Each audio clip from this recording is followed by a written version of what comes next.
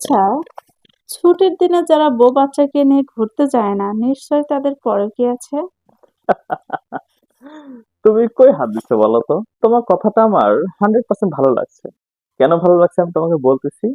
যেসব মানুষ ছুটির দিনে বউ বাচ্চা নিয়ে তখন অনেকে ঘুরতে চায়, ঘুরতে গেলে কি হবে? তার সাথে ঘুরবে, ছবি তুলবে এবং সেটা ফেসবুকে আপলোড করবে, ইনস্টাগ্রামে আপলোড করবে, টিকটক আপলোড করবে এবং তাদের যদি কথা কোনো প্রেম প্রীতি বা ছোটখাটো কোনো ধরো চক্কর চলে, তাহলে তারা বলবে, ও আচ্ছা, বউ বাচ্চা নিয়ে ভালোই ঘুরতেছো, তার মানে অনেক সুখে আছে বউ বাচ্চা নিয়ে, তাহলে আমি কে? সেসব পুরুষ বা সেসব মানুষ, সরি ফর মাই ল্যাঙ্গুয়েজ, সেসব মানুষ দেখবা কখনোই ছুটির দিনে বউ বাচ্চা নিয়ে ঘুরতে যাবে না। হ্যাঁ, এখানে অনেকে বলতে পারে যে ভাই আমি গরিব মানুষ, আমি কেমনে ঘুরতে যাব? আরে ভাই, আমি কি তোমাকে কি ওই 5 স্টার হোটেলে যাইতে বলছি? না, 5 স্টার হোটেলে তুমি কেন যাবা?